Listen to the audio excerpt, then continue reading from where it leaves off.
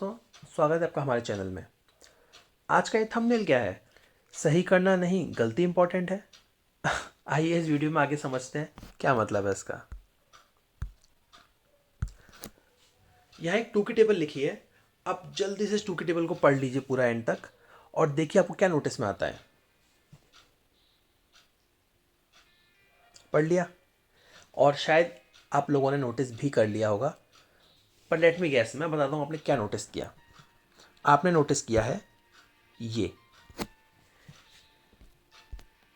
जो 2 × 8 है, ये तो 16 होता है और यहाँ 17 लिखा है जो गलत लिखा है। ये हम सबने नोटिस कर लिया। वेरी गुड, हमने गलती पकड़ ली। बट इसको हम एक डिफरेंट पर्सपेक्टिव से देखने की कोशिश करते हैं। मैंने यहाँ पर 2 को 1 से लेके 10 तक 10 बार मल्टीप्लाई किया है, राइट। और इन 10 बार में से 9 बार मैंने बिल्कुल करेक्ट मल्टीप्लाई किया है और 1 बार गलत मल्टीप्लाई किया है। लेकिन हमारा ध्यान कहाँ गया? इस एक गलत मल्टीप्लाई पर। हमारा ध्यान इस 9 सही मल्टीप्लाई पर नहीं गया, हमारा ध्यान इस एक गलत मल्टीप्लाई पर गया। पर ऐसा क्यों हुआ? ऐसा इसलिए हुआ कि हमारे माइंड की प्रोग्रामिंग इस तरह की है कि हम जो चीज़ें बहुत ऑब्वियस होती हैं उन चीज़ों पर ध्यान नहीं देते। जो चीज़ें थोड़ी डिफरेंट होती हैं उन ऑब्वियस चीज़ों से हमारा ध्यान वहाँ जाता है। चलिए एक और एग्जांपल से समझते हैं। जैसे मान लीजिए आपने एक पिज़्ज़ा ऑर्डर किया, राइट। अगर हमने एक पिज़्ज़ा ऑर्डर किया तो पिज़्ज़ा जनरली किस शेप में आता है? एक सर्कल की शेप में। ये बहुत ऑब्वियस है कि पिज़्ज़ा एक सर्कल की शेप में ही आएगा, राइट। पर अगर पिज़्ज़ा इस सर्कल की शेप में ना आकर अगर आपको कुछ इस तरह का पिज़्ज़ा डिलीवर होता है तो आपका रिएक्शन क्या होगा? ऑब्वियसली इसी तरह का रिएक्शन होगा। क्यों?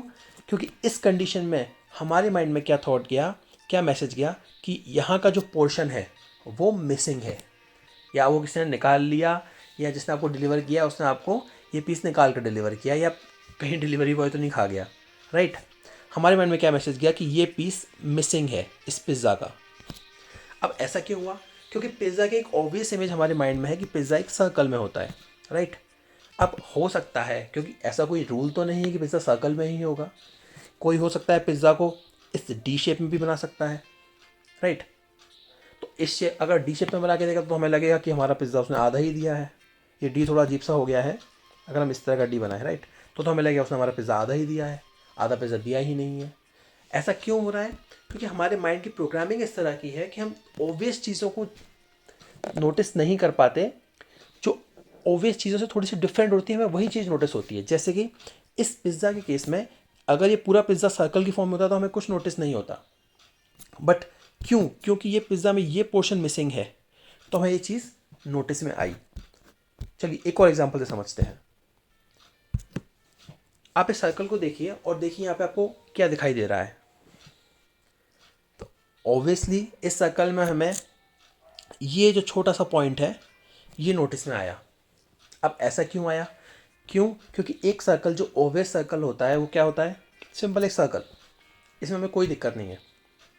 बट क्योंकि अगर हमने सर्कल के बीच में से एक डॉट लगा दिया, छोटा सा डॉट लगा दिया हमने ये, तो हमें क्या दिख रहा है? अब हमें वो डॉट दिख रहा है क्योंकि उस सर्कल के बीच में वो डॉट एक्सपेक्टेड नहीं है, राइट।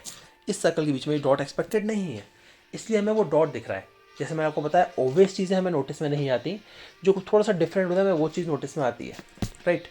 एक बहुत प्रैक्टिकल एग्जांपल लेके समझते हैं। जैसे कई बार हम जब खाना खाते हैं तो कई बार हमारे दांतों के बीच में खाने का कोई पार्टिकल, जीरा या सौंफ अटक जाता है। तो आपने देखा होगा कि मैक्सिमम टाइम क्या होगा, हमारी जीभ उस पॉइंट पर जाके टच करेगी। हमारे मुंह में 32 दांत होते हैं, राइट। और उस कंडीशन में भी वो जीभ केवल उन्हीं 2 दांतों को जा जाके टच करेगी, उन्हीं 2 दांतों के बीच में टच करेगी जिन दांतों के बीच में वो जीरा या खाने का जो पीस अटका हुआ है। क्यों? बाकी 30 दांत भी तो हैं, उन दांतों की तरफ जीभ क्यों नहीं जा रही है? वो इसलिए नहीं जा रही है क्योंकि वो 30 दांत बहुत ओवियस कंडीशन में, बहुत नॉर्मल कंडीशन में है। चेंजेस कहाँ हुए हैं? उन दो दांतों के बीच में जहाँ पे कुछ अटका हुआ है, चेंजेस वहाँ हुए हैं, ऑब्वियस चीज़ें वहाँ नहीं है, तो हमारी जीभ कहाँ टच करेगी, बार बार वहीं टच करेगी। सिमिलरली कभी जब हमारे माउथ के अंदर की जो खाल है दांतों के बीच में आ जाती है या कहीं कोई कट लग जाता है, तो हमारी टंग बार बार उस पॉइंट पे जाके टच करेगी। हमारा बाकी पूरा माउथ बिल्कुल सही है, पर हमारी टंग बार बार कहाँ जाएगी, उस पर्टिकुलर पॉइंट पे जाके टच करेगी। ऐसा क्यों होगा? सेम कंसेप्ट, क्योंकि पूरा मुंह, जो पूरा माउथ का अंदर का स्ट्रक्चर है हमारा, जो पूरा माउथ है वो बिल्कुल करेक्ट है, बिल्कुल ठीक है, बिल्कुल नॉर्मल कंडीशन में है। दिक्कत कहाँ पे है? उस कट की जगह पे है जहाँ पे लगी हुई है हमारे, इसलिए जीभ बार बार वहीं जाकर टच करेगी। और एक्चुअली यही हमारी लाइफ में होता है। कैसे? अब आपको समझाता हूँ। इस पूरा जो इतने मैंने एग्जांपल्स दिए आपको, इन सब एग्जांपल्स को बताने का मेन रीज़न क्या था? एक्चुअली इस टंग की इस जो हमारे दांतों के बीच में जो वाला एग्जांपल दिया था मैंने आपको, जो हमारे दो दांतों के बीच में खाने का जो पार्टिकल अटक गया है और बाकी 30 दांत हैं, उनकी तरफ जीभ का ध्यान नहीं जा रहा। जनरली हमारी लाइफ में भी यही होता है। हमारे पास 30 अपॉर्चुनिटीज़ होती हैं बहुत बार, पर हमारा ध्यान कहाँ होता है? उन उस एक प्रॉब्लम पे होता है जो उन दो दांतों के बीच में अटकी हुई है। और कई बार हम उस एक प्रॉब्लम के चक्कर में बाकी उन 30 अपॉर्चुनिटीज़ को छोड़ देते हैं, जाने देते हैं, यूज़ नहीं ले पाते। तो इसके लिए हमें करना क्या है? और बहुत बार हमें ये भी देखेंगे कि हम जीभ से कितना भी ट्राई करें, हम उस पार्टिकल को बाहर नहीं निकाल पाते। तो इसी तरह लाइफ में भी होता है। हम कई बार प्रॉब्लम को कितना भी कोशिश करें सॉर्ट आउट करने का, वो सॉर्ट आउट नहीं होती है। तो उस कंडीशन में हम कर क्या सकते हैं? वही जो हम जब दांतों के बीच पार्टिकल फंस जाता है तब करते हैं। जब जीभ के फोर्स से वो पार्टिकल बाहर नहीं निकलता, तो हम क्या यूज़ करते हैं?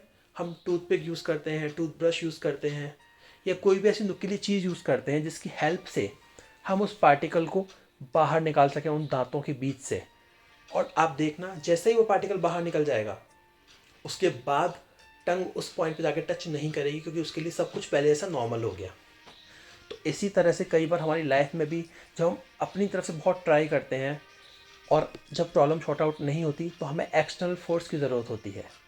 जिस तरह दांतों के केस में टूथपिक या टूथब्रश या कोई भी नुकीली चीज़ की ज़रूरत थी। और हमारी लाइफ में वो एक्सटर्नल फोर्स क्या होता है?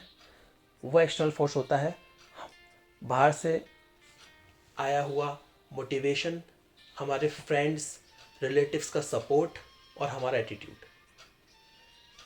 एक बहुत अच्छी बात कही थी किसी ने कि परिस्थितियों से उलझने से कई बार परिस्थितियां नहीं बदलती, पर लेकिन बहुत बार अपनी मनस्थिति बदलने से परिस्थितियां बदल जाती हैं।